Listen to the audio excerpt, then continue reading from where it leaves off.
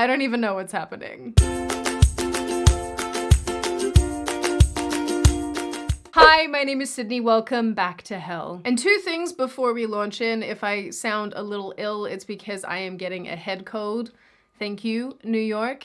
And the other is that I am gonna put a sponsorship in this video because I'm gonna capitalize on my own pain. So this video is sponsored by Sheath Underwear. All right, so I can't believe I'm even having to address this. So I was on a flight the other evening from New York to Dallas, and on that flight, I was wedged, quite literally wedged, between two very obese people. And I spent about 3 hours, just over 3 hours, squished like a little sardine between these people, with them encroaching upon my space, with them touching me, sweating on me.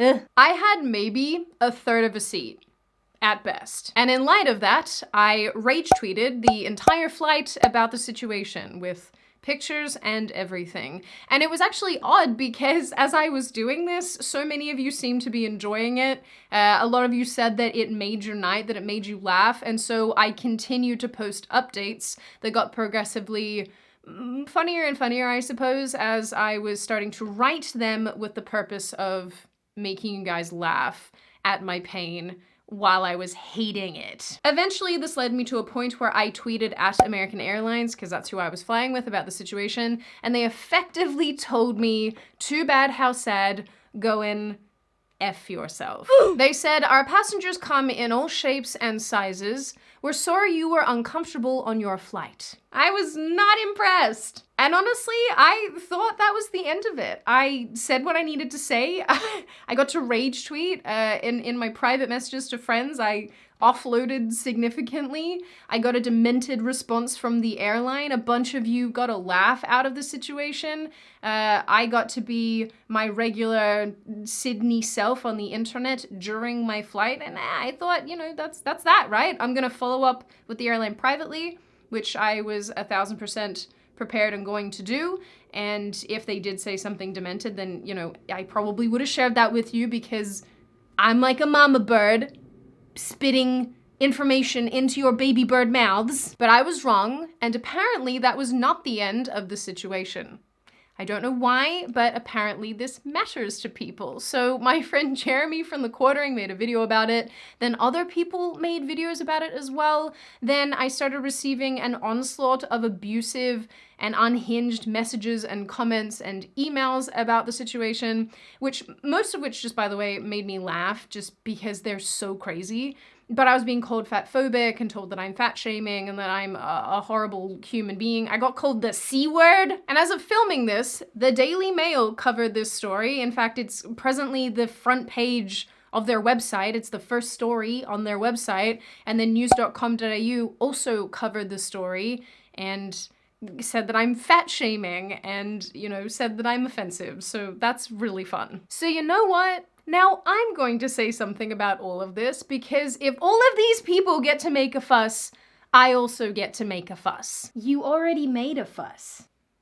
A bigger fuss. But before we do the fuss, before we get into the fuss, and you once again board my hell gondola and get sandwiched between two people who will sweat on you, let's hear from today's sponsor, Sheath Underwear. We need to talk about your man pickle. It's usually sad, cramped inside regular boxers and briefs. It touches your legs. Your man-berries get stuck together. You sweat. I'm not going to simulate sweating. It smells. But Sheath Underwear is here to save you. They're super soft, stretchy, and made out of moisture-wicking fabric. That means your bits, bobs, and man pickle will stay cool, comfortable, and in place. But how, you ask? How is this magic possible? Sheath Underwear have pouches, man pickle pouches, bits and bobs pouches that keep everything separated. Game changer. But if you don't want to participate in the masculine urge to separate your genitalia into its own individual pockets, you can always wear sheath like regular underwear. just as game changer. Sheath underwear also come in bamboo and mesh materials, perfect for all conditions. And ladies, Sheath didn't forget about you. I live in these crop tops and sports bras, and there are a range of options, colors, sizes, and fabrics. So if you do in fact care about your man pickle, click the link in the description or head over to sheathunderwear.com/Sydney Watson for 20% off your order. Your pickle thanks you. So like I said, I was on a flight the other day, which was just over 3 hours, 3.5 hours long, from New York to Dallas, and I was sat between two extremely obese people, and I tried to take photos of it because I knew that the people on twitter.com would say that I was lying because that's their natural response to everything. This was the best I could do, and yes, those are arm rolls. In retrospect, I really wish that I'd gotten someone to take a photo of us all sitting in our row because it would have looked so ridiculous that I point blank would have put that picture on a shirt and then worn it on my next flight. But it was ridiculous. The whole thing was absolutely ridiculous, and I'm not exaggerating when I say that I was sardined. I was sandwiched between these two people to the point where I had little T-Rex arms. People were saying to me, how are you texting? How are they not reading your texts? Well, they can't read my texts because my arms are like this and my hands to hold it, I'm like this, it's this close to my face. So there was absolutely no way for them to read and what I was doing and saying on the internet. It made it quite challenging to take photos of the situation as well. But I was squashed between these two people, no exaggeration. We actually hadn't been on the flight for too long when I turned to the guy to my right and I said, basically, would you be comfortable swapping seats? And he goes, no, that's okay. That's my sister and we sit together all the time. Which, I feel like if you had any level of self-awareness or just decency in general, your response to that question would have been, yes, of course, let's swap, let's do that. Because it's better for you to be jammed up against, jammed into, squashed into your sister rather than a total stranger squashed into her. I feel like this is common courtesy, but maybe that's just me. So this was just not good from the outset. I was already very distressed from the outset. Those of you who know my plane history, I talked about it a little bit on Blair White's podcast, will know that this was not the best environment for me to be in. It's not fun as a general rule when people have to touch you without your consent. It's not fun when people have to invade your personal space, especially if you have a background where you've had negative experiences with that sort of thing. But anyway, midway through this flight, obviously the drink cart comes along and I get my little cup of tea because yes, I am a psychopath who drinks tea on planes rather than liquor. And at this point, I try to put my tray table down and I physically can't because the woman to my left, her belly is protruding so far that I physically can't get the tray table down. And in fact, in order for me to do so, I would have had to shove it down and, probably hurt her somewhat. I don't know. Can belly, does that feel pain? I'm not exaggerating when I say that I would have had to shove it down to use it. And part of me wanted to. So at this stage, I'm extremely upset. My body is being touched in one way or another. I couldn't get away from strangers touching me because even when I leaned forward, which I eventually did on the flight for a little while, which just by the way, and not to be whiny about this, but on a serious note, that caused me back pain and hip pain, cause woo for having hip surgery. But if I wasn't leaning forward to get my arms away from being squished, my hips were still being pressed together because on either side, both of their bodies and both of their hips, or whatever part of their body was doing this, was pushing mine together. So I'm not exaggerating when I say that I had a third of a seat, a half of a seat. It was just... And at this point as well, I'm feeling bad for the guy sitting in front of me because I'm almost having to rest my head on his seat, which I don't know if he could feel that, but I'm having to do that to, continue to drink tea and try to, rage tweet. And he had his seat back, so every time he would adjust himself or shift in his chair, he's smacking me in the face with his chair. And so at this point, I'm squished, I'm a sardine, and now I'm getting a headache. I can laugh about it now, but at the time I did feel a little humiliated because At this point as well, I'm hungry and I had a sandwich with me. I'm trying to eat the sandwich. I tweeted that I was hunched over like a little orangutan trying to eat my sandwich facing the floor, all bent over and being creepy, because I didn't have enough space to physically eat my food either, unless I wanted to eat like this in the same way that I'd been texting. So it was a very humiliating situation. I felt like I was some sort of ground-dwelling animal with back problems that can't properly consume food. It was not my favorite. Anyway, I was sitting in the second to last row on the plane, so when we eventually were able to get off, I did wait to talk to the flight attendants, because one in particular had noticed that I was really distressed during the flight and kept asking me if I was okay.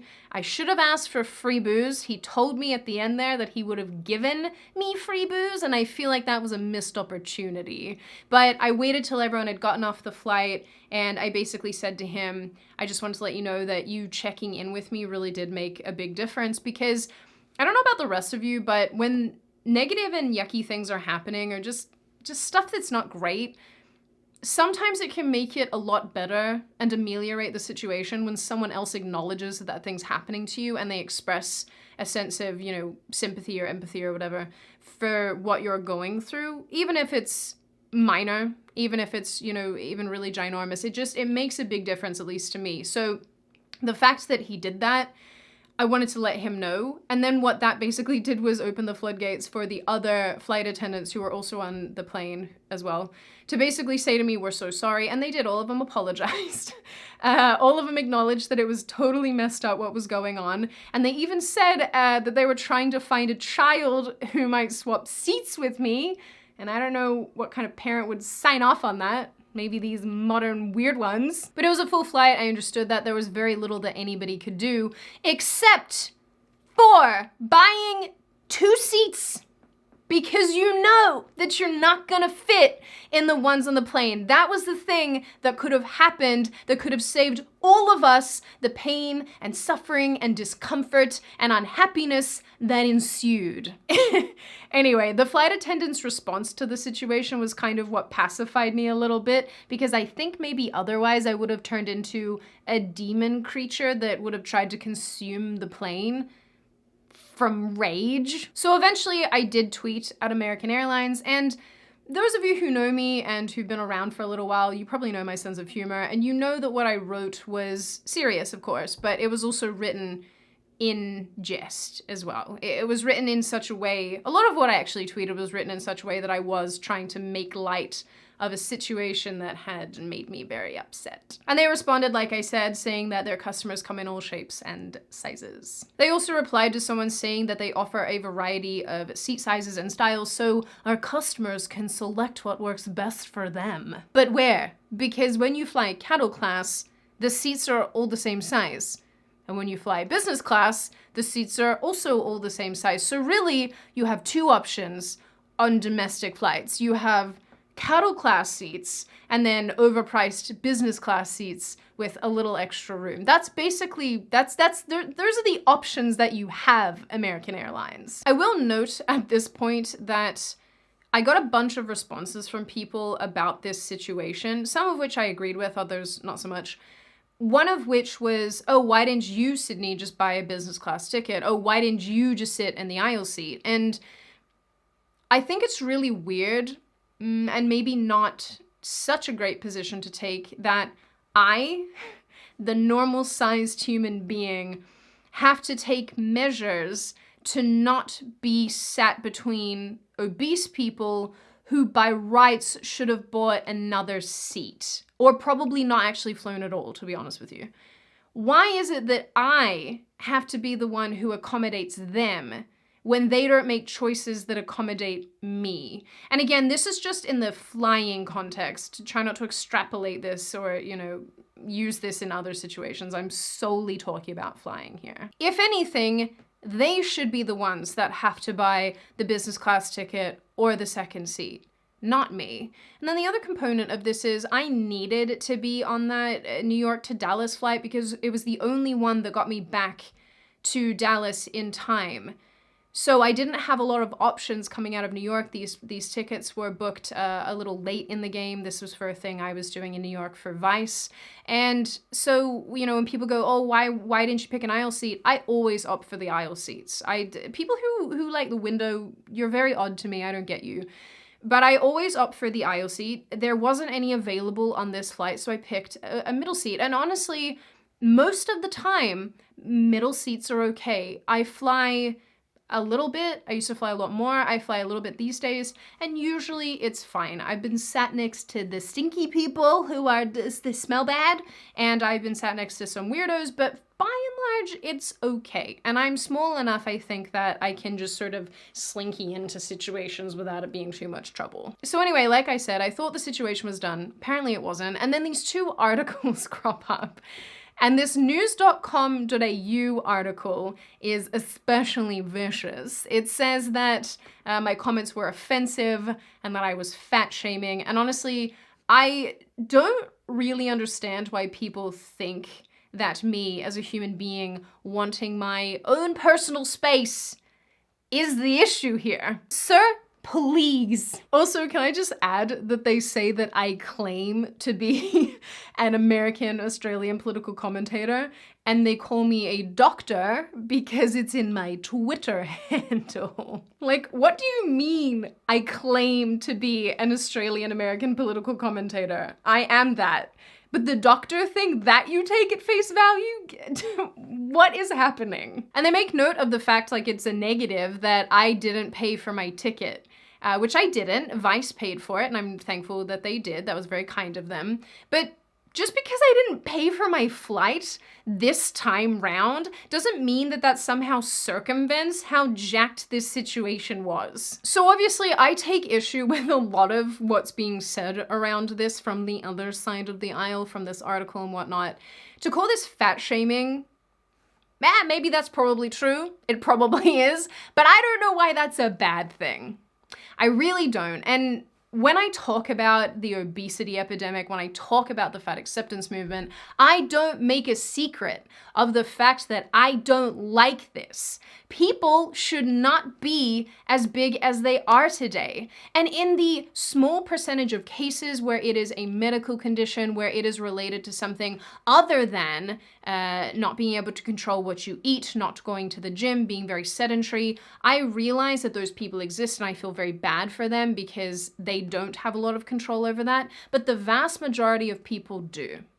And the vast majority of people, when they buy a plane ticket, when they buy any sort of ticket, whether traveling or going somewhere where they're being transported, if you will, they must take into consideration the other passengers around them in that capacity, because if you are encroaching upon someone's space, if you are spending an entire flight with another person, crushing them, there's a problem with that. And the icing on the cake in all of this is that airlines, and I didn't know this before, but I know this now, and now all of you know this too, airlines have policies that stop obese people or very overweight people from doing what happened to me. They have policies. Obviously, they change depending on which airline you're flying with.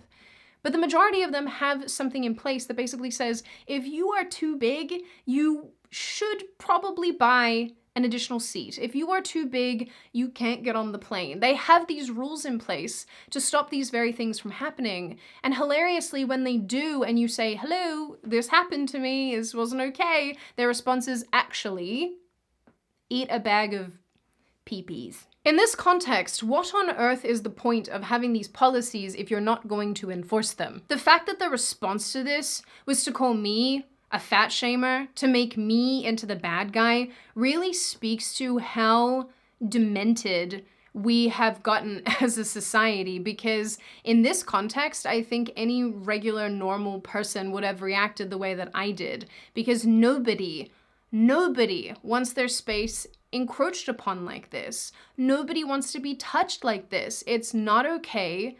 It's uncomfortable. It's awful.